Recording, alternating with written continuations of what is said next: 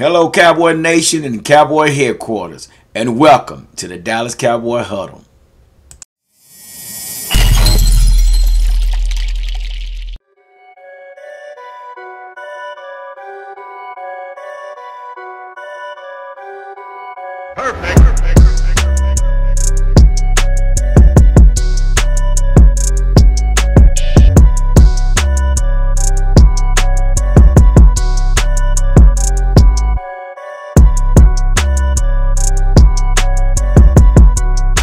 Hello, everyone.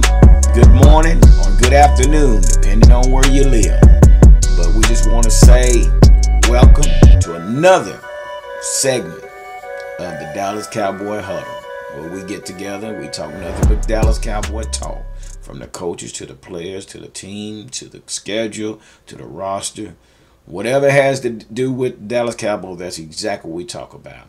Where there might be some outsiders, but hopefully we'll pull them in slowly but surely. But we are a group of fanatics of the Dallas Cowboys. And today is August 29th, 2020.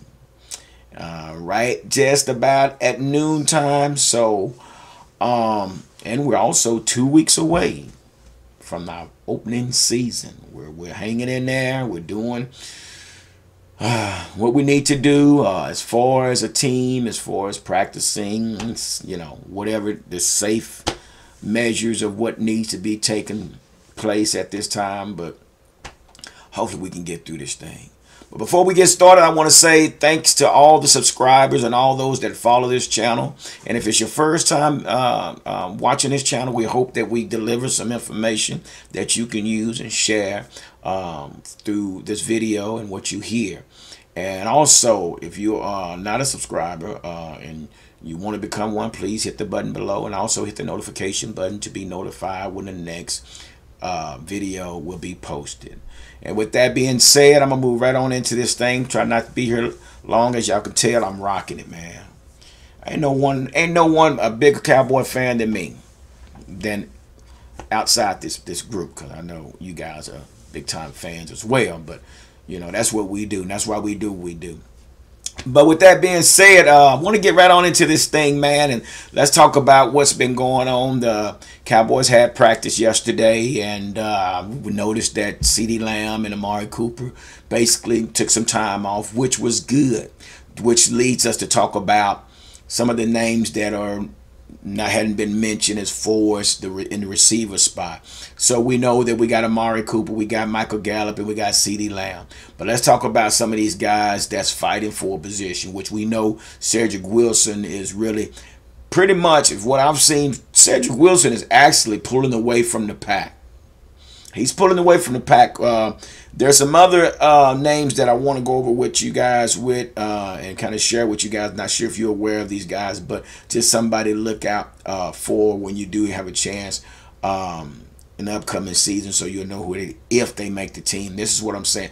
There's no preseason. There's no preseason game, and I don't know how they're going to narrow this thing down to 53-man roster, but it's going to be very interesting to see how they do this. But so on tomorrow, Sunday, they're going to have something like a live scrimmage. Man, I sure need to be in that building, man. Believe me, I'm looking and trying to figure out if I can get some kind of pass, or I'm with the press or something. Just let me in. But hopefully one day it'll happen. But everything is closed. I don't know if it's going to be televised or not, but I'm looking. I'll let you know if I hear anything. Channel 21, and I doubt it very seriously due to the fact that not wanting to expose their plays, things like that. So that's very well understandable.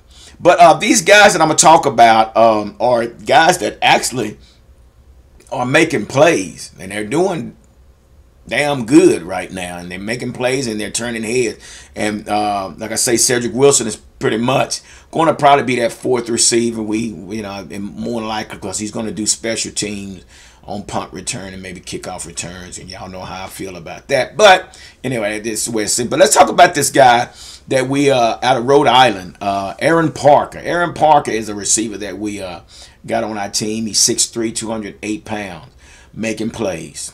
This guy's making plays. He looks good. good route runner, got good hands. As far as him making the team, don't know. Depends on how many players Mike McCarthy keeps at the receiver position. 5, 6, who knows? But this guy Aaron Parker definitely is making plays and turning heads, which leads us to talk about Ventel Bryant. Ventel Bryant is from Temple.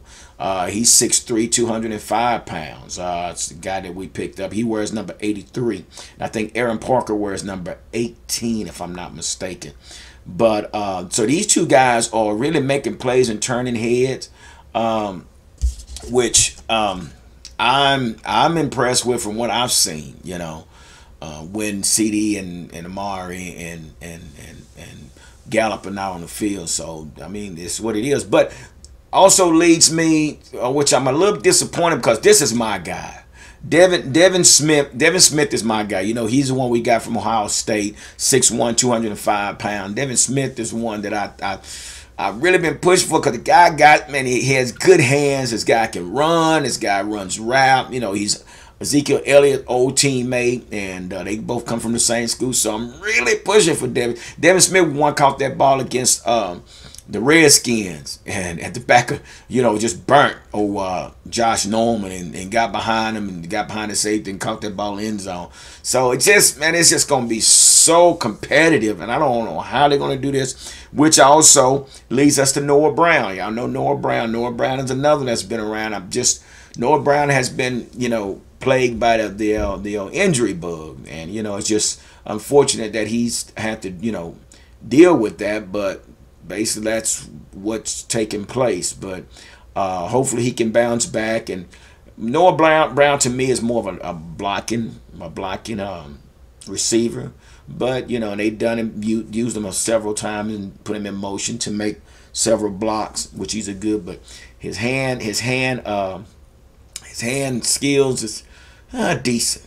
So, like I say, it's going to be something. You know, we also talk about Jon'Vea Johnson. He's another one that, you know, we've been talking about, looking good, but it's crowded at their receiver position, and I really don't know how they're going to go about doing this, but it's going to be something to see. So moving on, let's move on to the depth of these quarterbacks. Okay, we already know that we have Dak Prescott. Dak Prescott is more than likely going to be our starter unless he gets in here and start, you know, throwing interception and doing some stupid stuff. But I don't see that. Like I say, Mike McCarthy has come in here, and I think he's going to play the game to Dak's strengths, you know. And man, I'm telling you something, what I saw in some of these practices, Dak is putting that ball on the money. He threw one deep to Cedric Wilson, and I'm going to tell you what, Cedric Wilson caught that boy right over the shoulder and ran that boy right into the end zone. So, you know, which that's a good sign. So once again, I think Mike McCarthy is actually playing to Dak's strengths, so which is good, and that's what we need out of a coach. So kudos to Mike McCarthy. But let's talk about this guy, Clayton Thorson. Okay, yeah, y'all see the picture. Cut him right now. Cut him, Eagles. No. Y'all know how I feel about that, man. But anyway, let me talk a little bit about old Clayton. Clayton has a very strong arm, man. They showed him in practice, and man, he did a rollout to the right, man. Yeah, roll out to the right and threw the ball back across his body. I think he threw it to the one of the tight ends. I can't remember who it was, but man, it was on the money. And out of the 3-4 quarterbacks that we have, I think Clayton Thorson has the strongest arm. This guy can throw that rock, man. I mean, he can throw it. Yeah, I think he wears the number 5. So watch out for this guy. I don't know if he's gonna make the team. It's up to me now, man. You ain't gonna, I'm biased like that. Y'all know I'm biased. He's an Eagle. He's subject to call them folks over there and give him my plays or something. I don't know. I don't trust him. So we'll see, man. The guy stands at 6'4". He's 222 pounds. He come out of Northwestern. So there's something I think Mike McCarthy brought in, because I know Jerry Jones would have never brought that guy over here. You know, we got to educate. We got to educate Mike McCarthy. We don't deal with the rivals. I don't care. But anyway, so let's move on to Ben DiNucci. Y'all don't know about Ben DiNucci. This guy here, man. You know, this guy here plays a lot like that. You know, we got him from James Madison. He stands at 6'3", 210 pounds. But he plays a lot. He does a lot of RPOs, and he's good at it. Man, he can run. He don't have the juke moves, but he can take off on you, you know. But got a strong, pretty decent arm as well. So he's another guy that we need to look at. So we'll see what happens. But, you know, we're 4 deep at the quarterback, so the odd man is out. I'm sure we're going to probably carry 3. So Clayton Thorson, it was nice knowing you.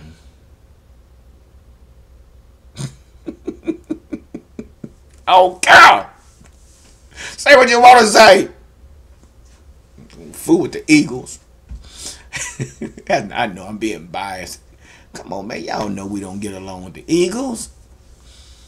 Anyway, so yeah, so we got Ben DiNucci, which we drafted. So Ben DiNucci might be here. So Thorson, we just gonna say, man, you know, appreciate your services and everything, but we got a quarterback.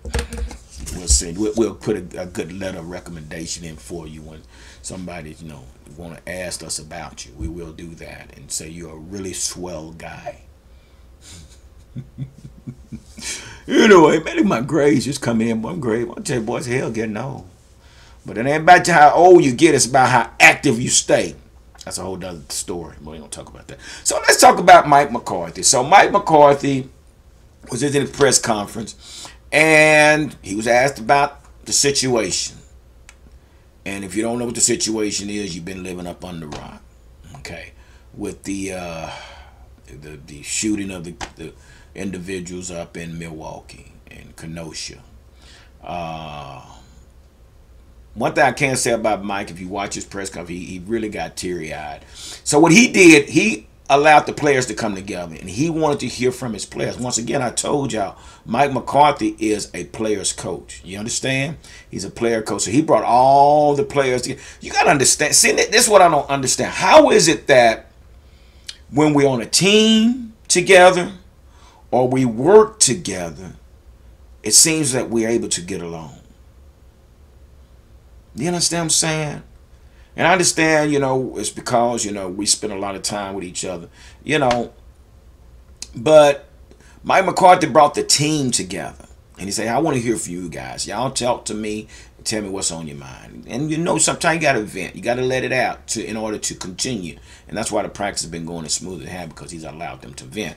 And I say that to say that he allowed them to talk. But what he mentioned, he said, there are some things that need to change.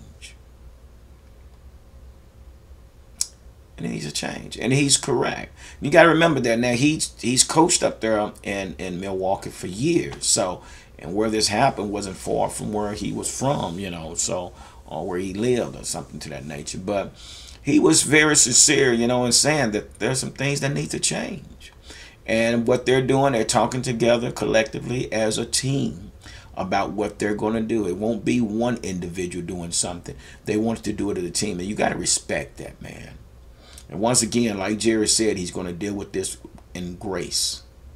So I understand y'all want to see, you know, the Cowboys. Some folks on the outside want to see the Cowboys protest and walk out and things like that. But what they're saying is, you know, while we're practicing, it's from the players. While we're practicing, it's not like we're losing train of thought of what's going on, but it's at the same time we still are preparing for a season as well. So whatever it is they plan on doing it together, and Mike McCarthy is going to lead that, and I'm sure Jerry Jones and Stephen Jones are listening. But you know, we do have to do better, man. We got to quit allowing politics to separate us, man, because that's basically what I see. You know, it's not what we can do for our government, but it's what our government can do for us. And we as a people have to remember that they work for us. And we got to quit allowing certain things like this to divide us, man, because we all need each other. And we all deserve equal opportunity. That's just the way it is. So, but Mike McCarthy was very sincere behind that. And, you know, he really feels that there's something that needs to be done. So But anyway, I'm not going to hold you guys any longer, man. I just want to touch base about the receiver situation and the quarterback situation. But we are on a countdown. We got 2 weeks before our first game with no preseason game. So to that effect, I would also want to say Mike McCarthy practice have all been up tempo. He's doing such a crown and doing such a great job. See, that's something that different between Jason Garrett and Mike McCarthy. Mike McCarthy practice in a high tempo. Everything's moving like this. Boom, boom, boom. And they're moving and they're not missing the beat. Boom, boom, boom, boom. See, that's what an experienced coach do. He can throw you over here and there, and it's all basically structured, okay? So they're getting everything in a short period of time, okay? So, you know, this comes from experience. You know, this is a championship pedigree coach that has won a Super Bowl. So this guy knows what he's doing, okay? So I trust Mike McCarthy versus Jason Garrett. And basically that's been our problem. You know, we want to blame players, we want to blame the quarterback, we're running backs and receivers. But our biggest problem was our coaching situation. So, yeah, they're doing a great job. So then also, let me say this, they're practicing more inside, but Mike McCarthy did want to practice more outside, but come to find out the grass field that they have is not in good condition. The grass field has some type of fungus on it. So Jerry's having that grass all pulled up and replaced with the new grass. So they've been doing a lot of practicing inside. So that's the only reason they're inside, because, you know, Mike said he'd rather practice outside. So, but they're reinstalling some new grass on the grass field. So we'll see how that goes. But anyway, I'm not gonna hold you up any longer. And I always say, don't what? Nothing come to a sleeper but a dream. So let's make it happen, Captain. Deuces.